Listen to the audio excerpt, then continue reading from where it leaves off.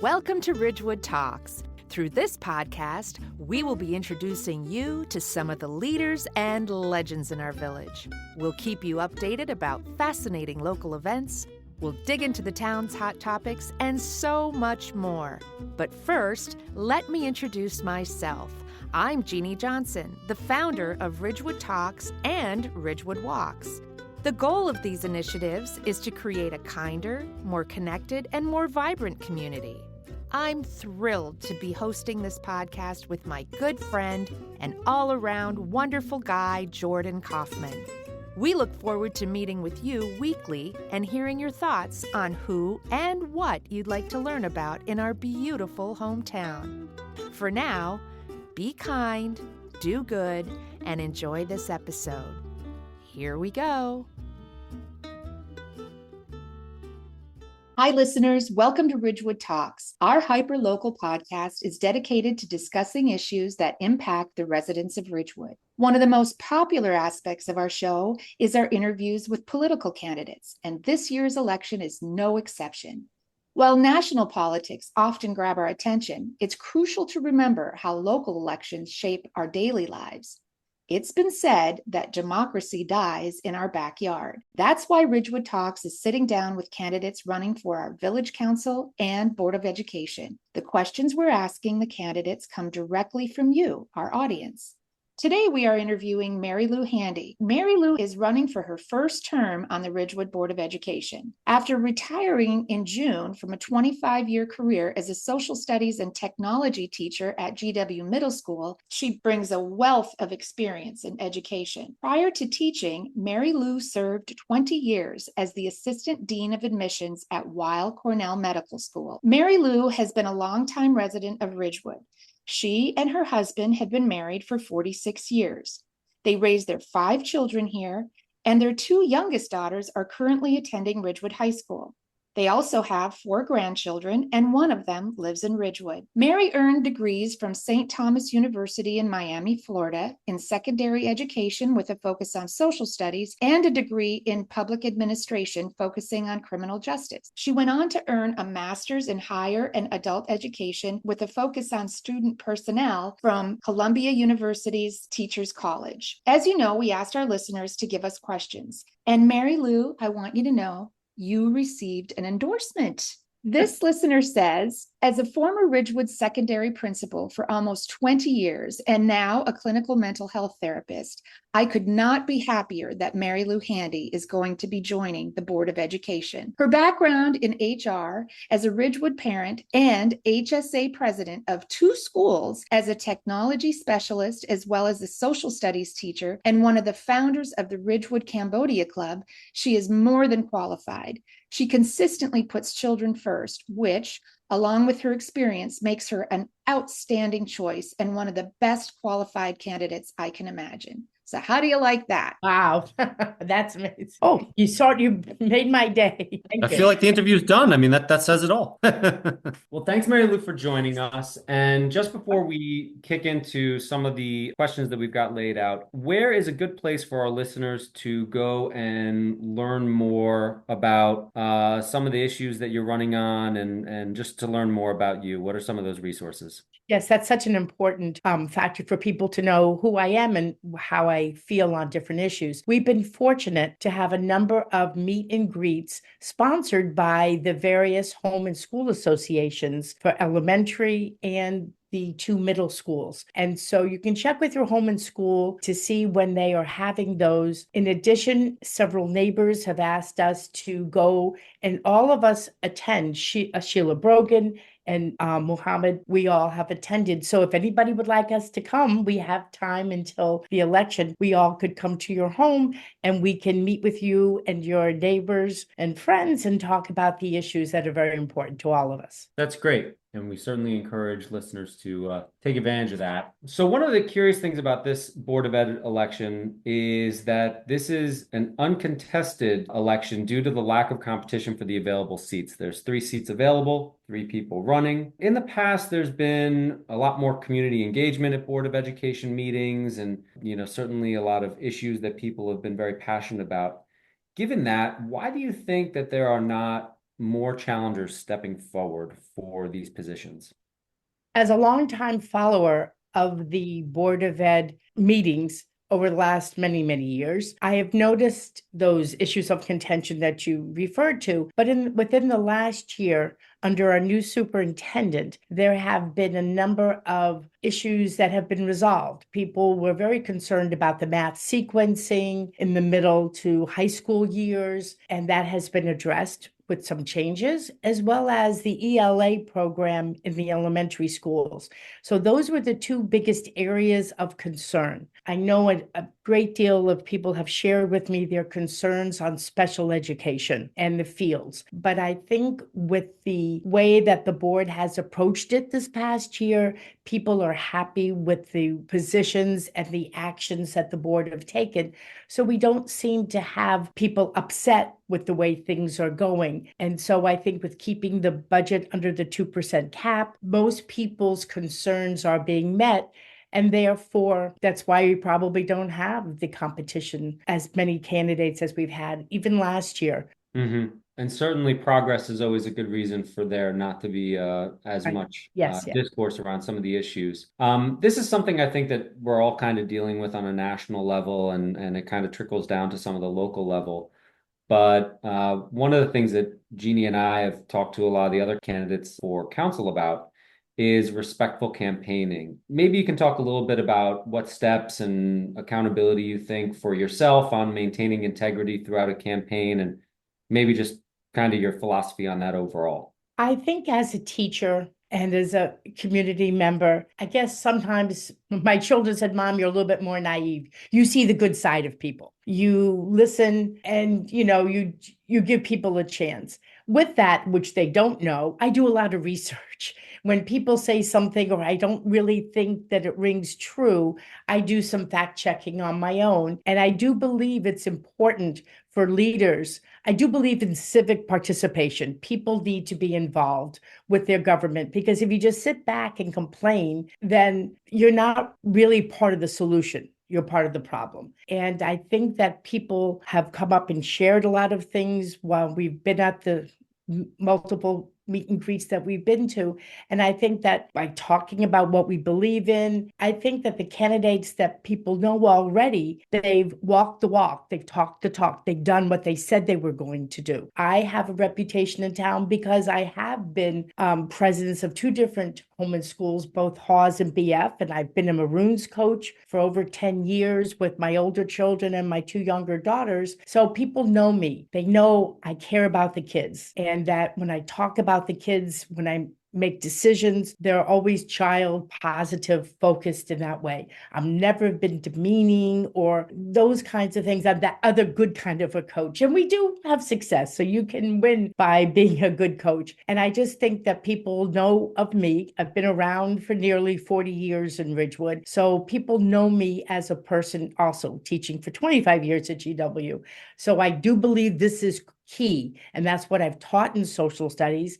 And this is how I've always lived my life. Yeah, it's unique to have someone who's in the education system in Ridgewood running for the Board of Ed. Maybe you can talk a little bit more about why you're running for this position. What's motivating, you to want to contribute? I have been watching the Board of Ed minutes or the meetings, followed the minutes before they were televised back way back in the day. And it was always would always print out those. Well, they weren't really available online, but to go and get a copy of the agendas prior to the meeting, because I do believe in civic participation. I do believe that you do have to, if you have a skill that you can offer to other people, then you should go out and do it. And I did that with my leadership skills at Hawes and BF in the home and school. I was a high school tennis coach, and I coached my daughter's soccer teams for them, because I do believe they should have women role models as coaches as well as men. And I do have a sort of idea of community service.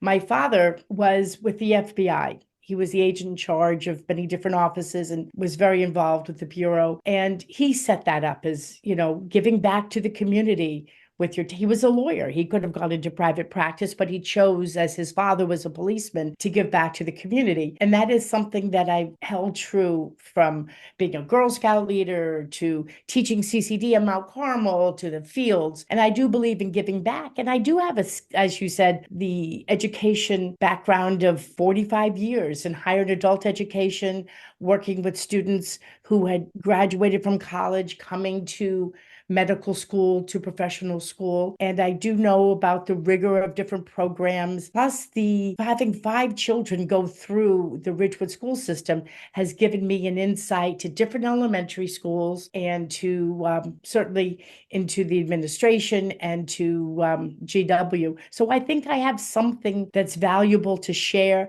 and I have a ton of energy. And I know that if I stay home and be retired, I would have all this energy. And the timing was just right. I retired in June, and now this was available right now. So I set my sights, said, this is what I'm going to do. This is how I'm going to channel my energies. And of course, my older children said, Mom, how much does this pay? I said, no, it's a volunteer. And they went, oh, I said, yes. And this is what you do to give back to the community that has been so wonderful and enriching and supportive to my family for all these years. So it's the least I could do.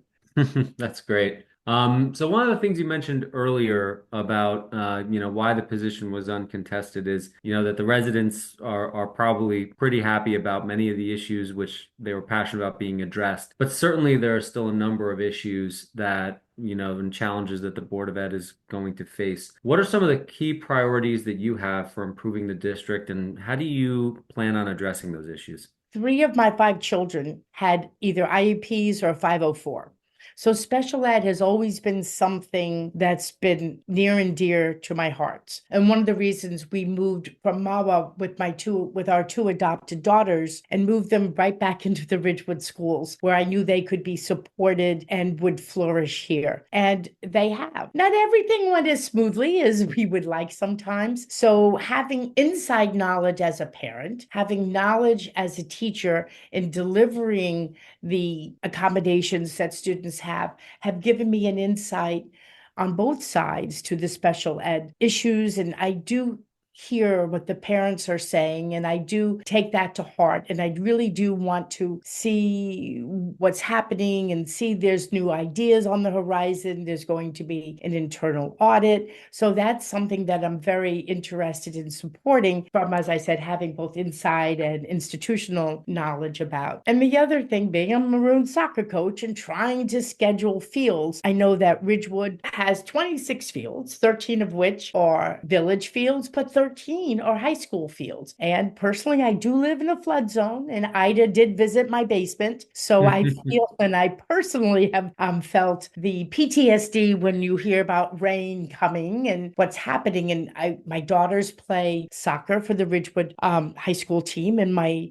older of the last 2 is on the state champs flag football team. So fields and the availability of fields is something that's important. It is an expensive proposition with very strong opinions for different solutions. And so that is also something that is important to me. I'm happy to say that I think we've kept the budget in hand. People are happy there. I know some of the recent initiatives about the high school delayed opening has worked well. I know it firsthand from my daughters. And I know that the thinking is to bring that down to the middle schools. And being a middle school teacher, I think there's some merit to further investigate that as well. So those are 3 issues that are near and dear to me, things I'm going to focus on. Yeah, and those are all, I think, people would echo that those are important issues that, are on the top of people's mind, both on a personal level. I think everyone's had the experience of water in the basement.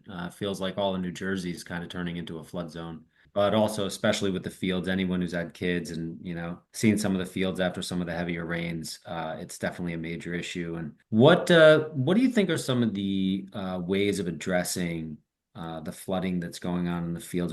I know there's been a number of things that have been brought to the table, but what are some of the ones that you think people should keep their eyes on? Well, they have commissioned the architects and engineers to do a facilities study of the available fields and what options might work to address the flooding. And I know that the village has brought in the Army Corps of Engineers. They have brought in student interns from Columbia to look at it. And my neighbors have been polled. They've attended meetings. I've attended meetings. So I know the village is being very proactive. But from the Board of Education side, they are looking to be involved with what they're coming up with. But I know that they're looking at some alternative fields to have as backups. For example, BF is set up now more as a track and field facility. So I know that preliminarily people have raised the idea of BF becoming an alternate for football and soccer.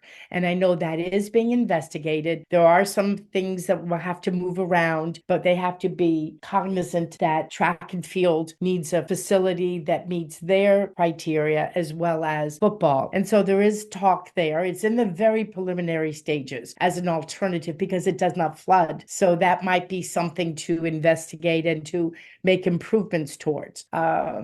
I happen to live near Shedler Field, and I know that that is down the road. That's a village field, and it's been a bone of contention with neighbors and the village. But I think that they are working something out that probably would not satisfy the needs of the high school, but maybe could take off pressure for the sports teams that do use the Board of Ed facilities after hours on weekends, for Maroons and for RSA, Little League and softball. So maybe when that field gets sorted out, maybe that could relieve some of the pressure. One of my big takeaways from that is we're bringing in the experts. We've already brought in, people to really assess it. Nobody's making an emotional, personal agenda decision here. It's really being analyzed and thought about in totality. But I think that's really important because, one thing we sometimes forget is you can solve a problem, over here, but that may cause a problem 20 feet or 200 feet or even 2 miles down the road. That's why, we need the experts to kind of think those issues through so we don't make mistakes. So that's, I think, encouraging, at least for my ears. Oh, yes, it's very true that it has a lot of parent involvement and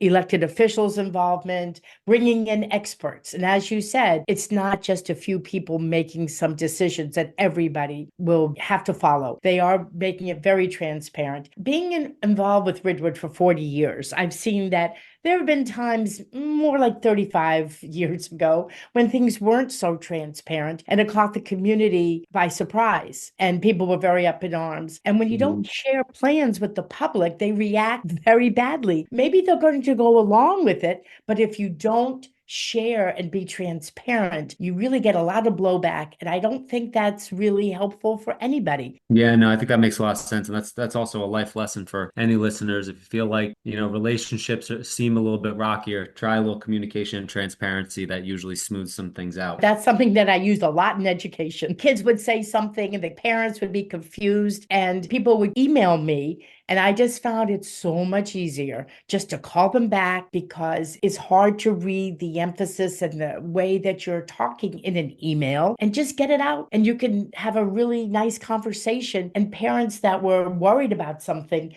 realize it was miscommunication. And when you explain your reasoning, what you really can't do in an email. So that's why I really like the meet and greets that we're doing. I get to talk to people, hear what's on their minds, and then they hear my voice. They can tell my passion for the kids, my passion for education. And I think that's what comes across when podcasts like this and other in-person things. So I think communications, it just is so important. It's interesting. That kind of brings to a question of what your thoughts are on the role that parents, teachers, and the community should play in school decision making. Well, I think it's a triangle in a way. It's a combined effort. The teachers need to know about their children so they can meet their needs. I was a foster parent for 15 years, and I had older children, mostly middle school and high school age, because unfortunately, a little plug for being a foster parent, people don't want high school kids and middle school kids. They're afraid. They don't know how that's going to go. But that's my area. I was a middle school and high school teacher, so I'm very comfortable in that zone. And when I got to know these children who were in foster care, I realized how their background impacted their ability to learn. And we as teachers, even in Ridgewood, there were children who were going through different issues at certain times with your families. And we expect everybody's got their homework done, you're all set, everybody left with breakfast. And that isn't always the case. So when you have the parent input who know things about their children and the teachers who really do care, hundreds of teachers my children have come across with in the Ridgewood schools, and the teachers want to be there, but they both have the same mission. And then the community leaders on the Board of Ed, the principals, the administrators, they need to hear from parents and hear from teachers what's working, because they're in the trenches. And as a teacher, sometimes we feel that we want to be heard. We know what our students need. And yes, we have statistics and we have these specialists, and that's very good. And I have learned so much from people coming and sharing new ways of approaching things, especially AI and reading. Being a social studies teacher, we do a lot of reading and writing. So having those workshops have made me a better teacher, because when my students are writing in social studies, they were better at it. But in any event, you need the administrators to support strengthening the opportunities for teachers. The parents need to be heard and to say, this is where their children, they're coming home where they see their kids struggling, and to talk to teachers, talk to administrators. So I really think communication is very important. And I do like the fact that parents come to the Board of Ed, but we are not, the Board of Ed, we are not there to run the schools day to day. We work with the budget, and we work with policy, and we hire the superintendent. And the superintendent is the day-to-day manager of the school system. So we work with him, and he or she may hear things and may bring them to our attention. So it really comes from so many different angles that really have to work as an orchestra to come up and to address the needs and to really do the best that we can with lots of input. Hopefully the communication continues. I think the fact that the Board of Ed meetings have been made online and allows Yes. people with busy schedules to attend and learn a little bit more. It's allowed our family to be able to participate in Board of Ed meetings much more so, as opposed to the only in-person option. So that's been a great improvement. Having the option of seeing it via Zoom or watching it live streamed later, it's a concrete proof that the Board of Ed wants to get their message out. They want to get civic participation back, and they do that. And I'm very, very happy that technology has done that, because I do feel it gives people the knowledge that they're not doing things in secret. It makes the parents feel confident that it isn't just talk, talk, talk. They are active participants, and their information is wanted. Yeah, I have a young daughter. We'd even watch Board of Ed meetings with her, just to be like, hey, this is about your school. I thought that was kind of cool that she'd, sit and listen. I mean, at least she kind of got that, oh, stuff's going on here. People are talking about issues. And, I think it even helps her appreciate, how many gears are turning to make school happen. Right. And you know what? You'd be surprised how much they do retain. It's only maybe a short time, but they will retain that. And maybe Oh, they I totally get they retain so much. Believe me, I'm scared at sometimes how much they retain. Oh, maybe she might even run for the Board of Ed one time. In the future, you sparked an interest in civic participation, because I would have my sixth grade students watch the debates and watch, Board of Ed meetings on occasion, but they did understand how it worked, and they didn't understand how sometimes things had to be emotion and then seconded and everything else. So it's a lot of peripheral learning that goes with club meetings and everything else. So in the conversation, you've talked a lot about being a teacher in the school system and, following the board minutes for many years. And you've talked a little bit about, some of the coaching soccer and some other things you've done in the town. But can you just, so people understand some of the perspectives that you're going to bring, what are some of the other organizations you've been involved with or volunteered with? Well, I'm very proud to say that I am one of the founding members of the Cambodia Project in Ridgewood as a teacher. In 2008, two parents brought the concept of expanding an international opportunity for volunteerism. GW has a very long-standing tradition of having seventh grade students participate participate in community service. And most of the community service projects are in town, in the local Bergen County area between the food banks and the hospital and doing other things. They brought the opportunity to build a school in the country of Cambodia. And as a history teacher, we were able to spin this into a little history lesson about why there were not enough schools for students to attend who wanted to go. And those that did, they had to go outside, and they have a rainy season. So we brought in science. So something about our approach resonated with the students of Ridgewood. So we have programs at the high school now, and at BF and at GW and at several of the elementary schools. The opportunity was to do fundraising to raise money to build a school in Cambodia. And we did various things. At the time, I was a technology teacher. So I used this to have students write letters to different organizations asking for donations or letting the community know about that. So I was able to weave a lot of it through my curriculum in school. Letter writing was the unit. And other teachers did that in other schools. And we built a school in 2009. It took us about a year. There was matching funds from an organization from Japan, and we built a school, and then we went to dedicate it. We had progress pictures from the builders and the people organizing the building of our school, and we named the school. And I actually was able to go there and show the students the benefits and the outcome of all of their hard work. And we raised in the community over $30,000 in less than a year. Ridgewood is so generous in any kind of fundraising. I'm constantly blown away. But I have to say, once you go to Cambodia, you leave a part of your heart. And I have gone back for 15 years, every year but COVID years. And we have constantly improved our school. With the program, you didn't have to do anything else. But being the Ridgewood way, we continuously support our school. We have upgraded and supported the curriculum with state Cambodia education department teachers that you have to pay for. The country is still very poor, and they don't have the opportunities. And the village where our school is cannot raise the funds to support teacher training, but we have raised the funds for teacher training. We have they built the schools very bare bones. And the children, as we all know from here, with the teacher training, children sit on the floor and they go to their teacher. We have tiled floors. Obviously, there's no electricity. We brought electricity when it came to the community, and we were able to give the students internet and have fans in the classroom. And we've upgraded the comfort features because we all know when you're hot and sweaty, it's hard to stay focused for little children.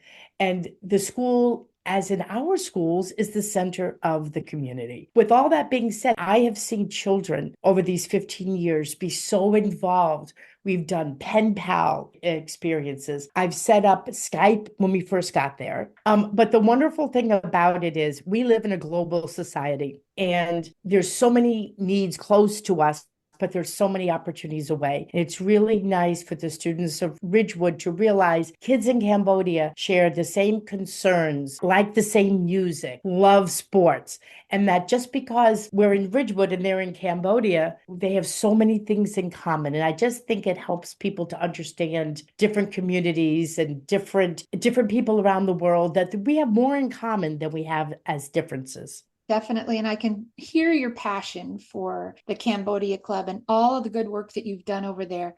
I want to talk now a little bit about the strategic plan that Ridgewood has put together. What can you share about that? I attended 2 of them. They are in the preliminary data collection area there. But the company that came really had very deep questions and light questions, and gave the parents a forum to air their concerns. And the nice thing about their planning for the strategic plan and the goals that we should have by January is that they went to the different stakeholders. There were meetings with special ed. That's one of the ones that I did attend, to have people who are using the system and giving suggestions and letting their concerns be known. The other one was a general community one. I went to there, where we had people concerned about the costs. They understand that there's needs, that the fields are not just for sports. They're for PE classes, they're for the band. And so all sorts of community members were involved in speaking. And again, it goes to transparency. So it's good that we're hearing what the community feels is important for a Ridgewood student at the end of 12th grade. What should they look like? And then they talked a lot about academics, the rigor of the high school programs, the middle school programs. So there were as many comments as there were people there, very varied. And so now they'll take all of this data, they've finished the collection, and there's been over 1,100 people completed the online survey. So they'll collect this data, work with other subgroups of teachers and community members to call out the important aspects of what was determined to be the topics and the concerns, and come up with goals for the next 5 years. This is not the first time they've done this. It's usually every 5 years. And things change. You have to always do this every 5 years. So we'll see what the community feels is important, what the administrators, the students, they were a part of this as well. So we'll see. I think it's important to do. It's so true. I was at two of those meetings as a community leader, I guess. And my takeaway was certainly about the social and emotional well-being of students. And again, we talked about diversity, equity, and inclusion. So if you just want to speak briefly about what the district is doing to address those issues. I think that the district, being a teacher and being a parent, I have seen some of the opportunities that the community and the school system has offered and continues to address in the schools. Bullying is a very important aspect, and I know probably all three of us, but not going to share. We all have had some bullying in our lives in school. Back in the day, it was something you just dealt with. But that's not right. It isn't the way it has to be dealt with now. And I'm so happy that the state has put in guidelines and steps and procedures because children need accountability. So for the harassment issues, the elementary schools have started such great programs.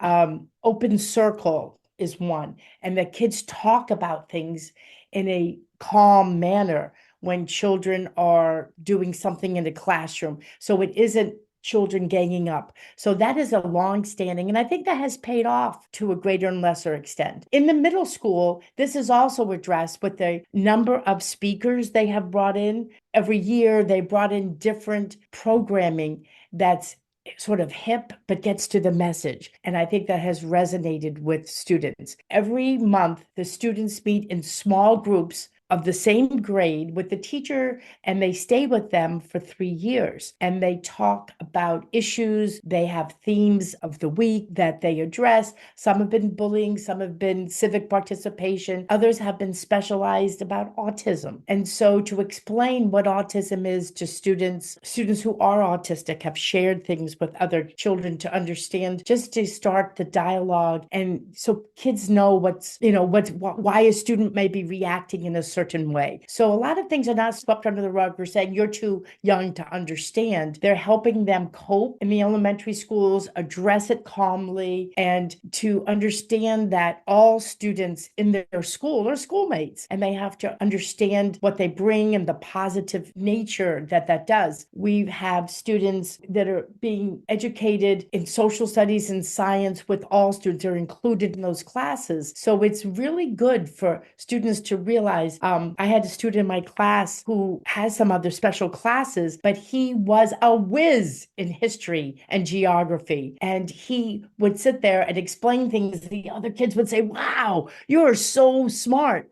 And it's really good to have students receive that recognition because maybe they're not on their sports team. And sports sometimes is something where children judge other kids' success. And so to hear that this student, who maybe they don't sit with at lunch, they don't know him, he was a whiz in topics that they don't know.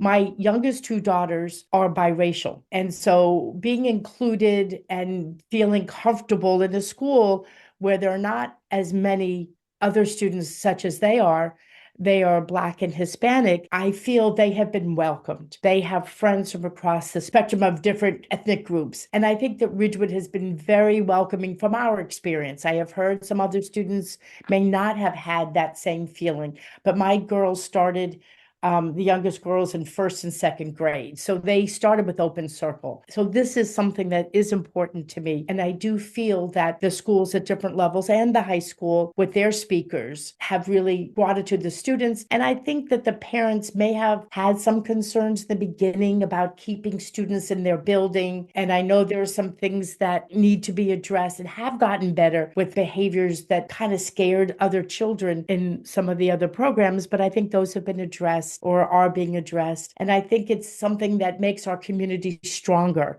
It's being understanding, because when they become adults, they don't fear what they don't know. And I think that that sometimes fuels anger and hate and distrust. But if you realize, I went through the Cambodia program, that kids around the world are just like us. And these children have a good sense of humor and they're just as smart as we are, or maybe smarter. I think it's a good life lesson. Thank you. I agree with you. And Mary Lou, with that, one of the questions that we got from our listener was, who are some of the leaders that you respect and why? I've always respected Ruth Bader Ginsburg because she has stood up and she's dissented. She broke barriers as a woman, going to law school and finishing at the top of her class, and then moving because her husband was a year older than she was, and moving to New York and changing law schools, and then continuing through her rise in law. And she fought so many battles, and just her tenacity and never giving up with her generation really always spoke to me. When I was in college, I was a member of Florida PIRG, and that was a public interest research group. And I was very involved with supporting the community in ecological issues, and people who, who stood up for the quality of air, water, and animals, and people who stood up for different causes. There's nobody one particular person, but just the movement of not just worrying about ourselves and what's inside our house, but the community at large, the universe at large. And the other people I admired were my teachers. I moved around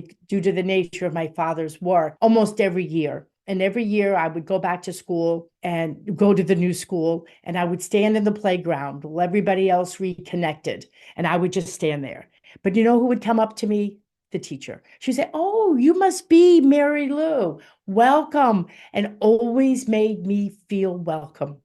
And everybody else, it does make me get a little teary because it was such an important factor for a second grader, third grader, fourth grader, and everybody's running and reconnecting. So I would say educators, and that's probably part of the reason why I did become a teacher, and maybe even more why I'm so child focused for that. And I also admire the foster children that I've had come through my home. They've come from horrific situations, and they've persevered. They laughed at my jokes. They listened to me. They let me help them with their homework. And I'm proud to say many of them are on the honor roll with a little bit of effort on my part and a lot of effort on theirs. So they're not named people per se, but people that have worked very hard, been tenacious, and deserve the best. Well, that's beautiful. And I tell you, your passion is palpable. I can tell through this interview that you are extremely passionate about being in service to our community, and that children really are number one for you, and making sure that they have the best opportunities. So I applaud you for